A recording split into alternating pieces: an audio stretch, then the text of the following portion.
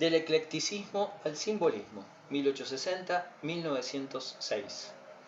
La historia de Europa entre 1860 y 1906 corresponde al apogeo del dominio de este continente, en especial de Inglaterra, sobre el mundo entero.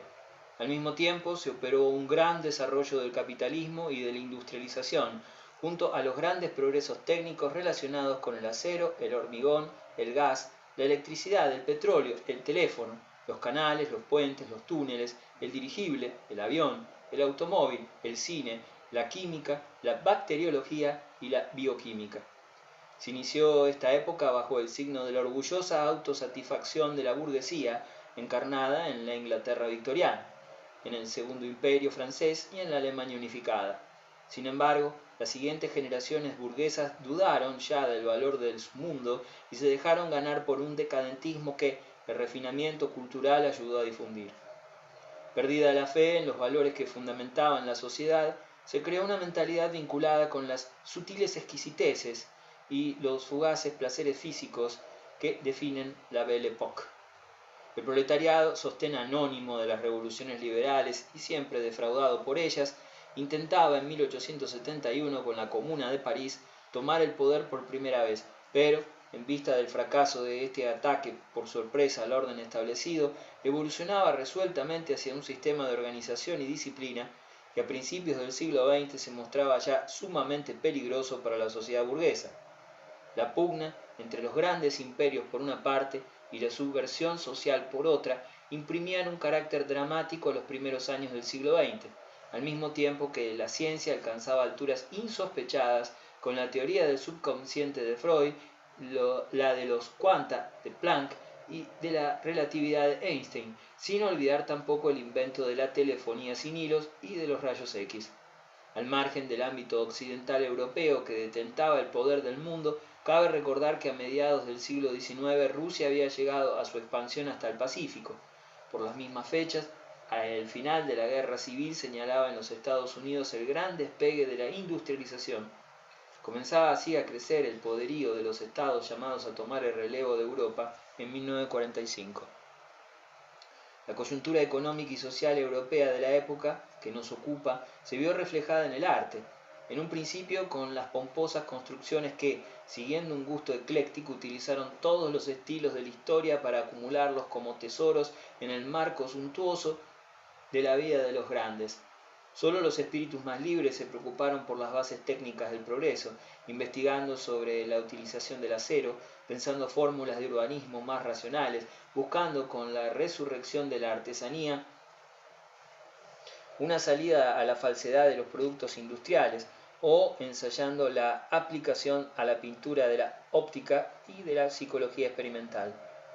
En la última década del siglo XIX, las pompas del eclecticismo se mitigaron. En vez de la gran orquesta victoriana de Napoleón III o del Kaiser Guillermo, empezaron a sonar las arpas y los violines melancólicos de refinamiento decadentista, que condujo a un vago deseo de evasión, representado por el movimiento simbolista. En las artes plásticas, la nueva tendencia fue denominada, según los diversos idiomas, Art Nouveau, Modern Style, Modernismo, Jugendstil o Liberty. La arquitectura del eclecticismo tuvo una expansión universal. Creada por los europeos, se difundió también por ambas Américas, al mismo tiempo que los colonizadores la llevaron a todos los confines de la tierra. Su representante más típico fue el francés Charles Garnier, quien en la Ópera de París utilizó unas líneas generales tomadas del Renacimiento veneciano y acentuando teatralmente los efectos del claroscuro y poniendo a contribución la brillantez y el prestigio de unos mármoles de todos los colores y de todas las procedencias. Fachada, escalinata, sala, salón de descanso, todo fue pensado como un recargado marco suntuoso para la apoteosis de las grandes fortunas, a la potente luz de los globos de gas.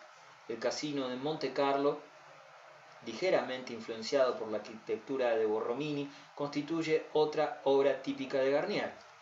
En oposición a la arquitectura ecléctica, al servicio de la fastuosidad y vanidad de los poderosos, las construcciones de hierro representaron la marcha incontenible del progreso. En Europa, el empleo de dicho material cristalizó en realizaciones extraordinarias que superaron en dimensiones todo lo que se había construido hasta entonces. Duterte levantó en París la gigantesca sala de máquinas, con arcos diafragma de silueta Tudor en la celosía de hierro y bóvedas de cristal.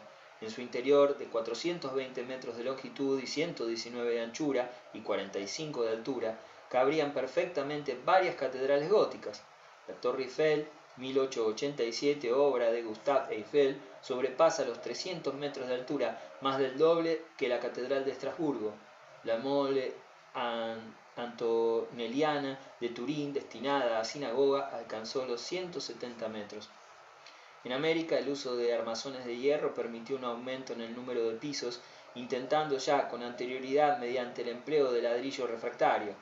La Ópera Alemana de Chicago, 1871, y el Tribune Building de Nueva York, 1875, alcanzaron los 15 pisos de altura, pero el verdadero inventor del rascacielos fue William Le Baron Genet, quien, en su edificio para la Home Insurance de Chicago, 1883, ensayó por primera vez el sistema de grandes alturas. No debemos olvidar tampoco los grandes puentes de hierro, como el de San Francisco en 1905, que con sus 7 kilómetros de longitud fue el mayor del mundo. La arquitectura de este periodo prescindió casi por completo de la ornamentación escultórica, salvo algunos casos aislados, como la Ópera de París, en la que colaboró el escultor Carpeaux. Los edificios eclécticos se bastaban con dibujos ornamentales sin calidad y a menudo en materiales de imitación. Por otra parte, las características de las construcciones de hierro no se avenían con el adorno escultórico.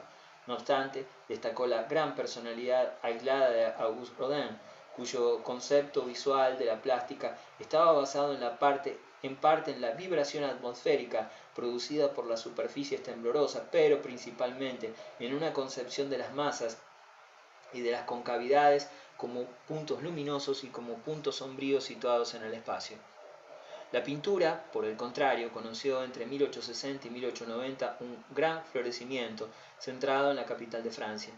La principal aportación estuvo representada por el impresionismo, que por lo general se desarrolló en el ambiente bohemio, al margen de las respetables esferas burguesas y de los salones oficiales. Las ágiles visiones de John King, las irisaciones del ingenuo Monticelli y el luminismo de Rodin constituyen quizás los antecedentes inmediatos de las búsquedas de Claude Monet en pos de una pintura sin sombras, en la que las pinceladas de colores puros sustituían a la mezcla de las diversas tonalidades, mezcla que ahora se realizaba en los ojos del contemplador. A esta concepción óptica se sumaba una concepción psicológica que admitía que el hombre solo recibe del universo serie de impresiones visuales, con las que luego mentalmente reconstruye los objetos. Para ser fiel a esta visión real, Monet intentó aislar lo más puramente posible cada sensación de color. Aceptó que color y luz eran la misma cosa y trató de resolverlo todo en cromatismo, sin usar nunca el negro.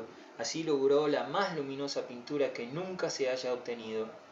Monet llevó a sus cuadros las efímeras imágenes de una salida del sol, del tren que entra en la estación, del agua centelleante en el estanque de nenúfares, de los rayos solares que se filtran entre las copas de los árboles, de la nieve cerca del río, etc.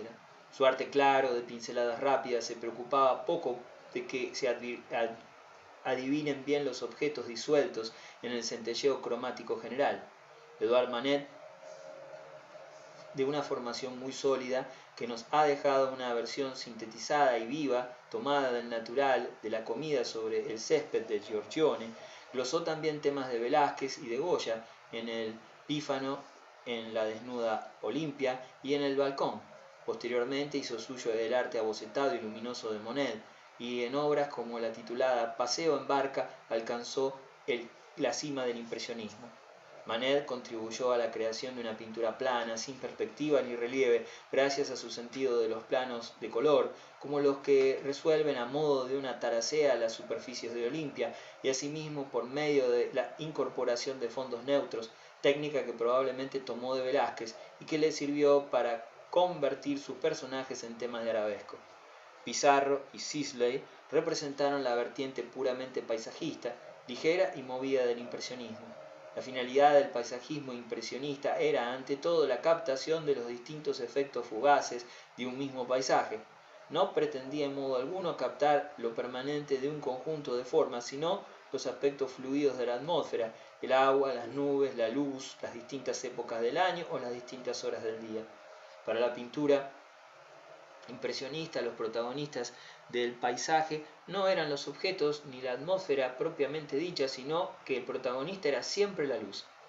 Pierre-Auguste Renoir representó la vertiente figural, hallando sus mejores temas en el desnudo femenino y en el retrato, lleno de ternura y expresando con luces inciertas pero sabrosas. Renoir cultivó la pintura de temas colectivos, uno de los aspectos más originales del impresionismo, como la vista de los bulevares o los puentes de París, animados de gente, los teatros, los bailes populares, los transeúntes bajo la lluvia, etc. En sus obras el color localizado tiende a desaparecer, modificado por el deslumbramiento de los tonos complementarios, por los rayos del sol que atraviesan el follaje, por los efectos de transparencia y de reflejo, por las calidades sedosas y opalinas. También formó parte del grupo impresionista Edgar Degas, en principio fiel al sobrio realismo que practicara Fontaine-Latour.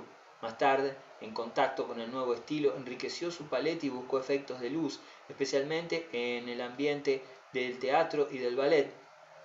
Su técnica favorita fue el pastel, apta para expresar la vaporosidad y los brillantes efectos de los interiores iluminados con luz artificial.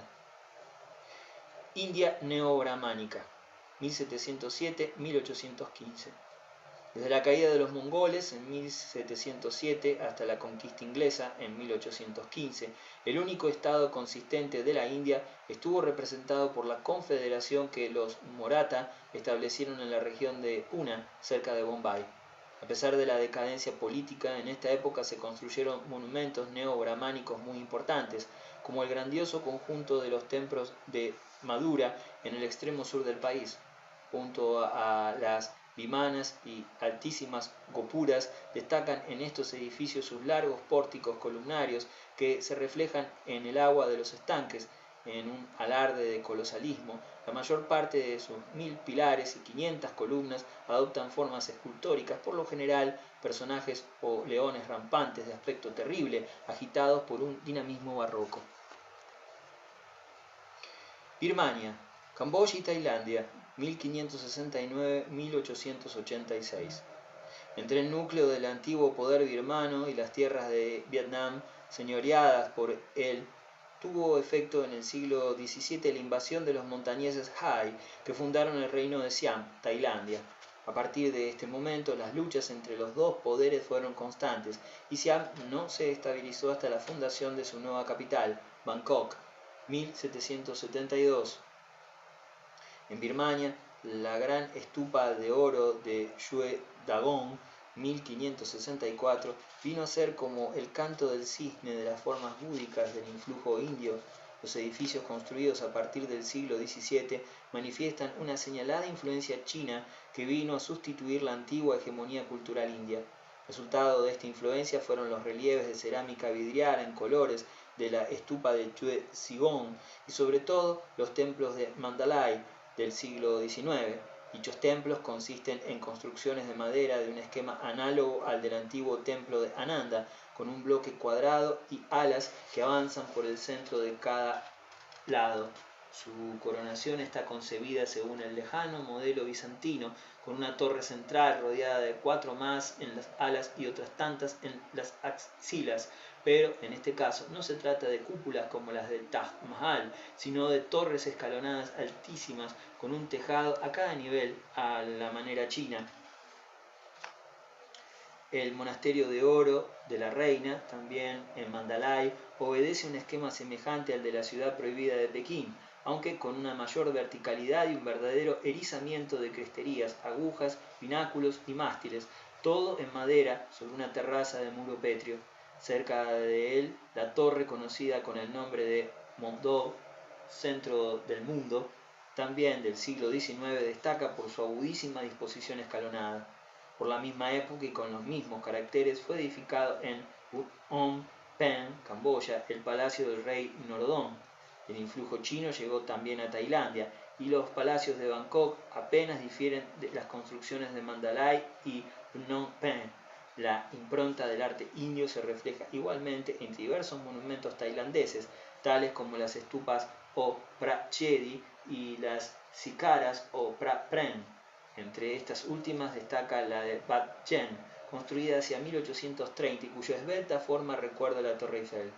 En torno a la Sicara, recubierta enteramente de centellantes mosaicos de porcelana, se levantan salas de columnas de madera.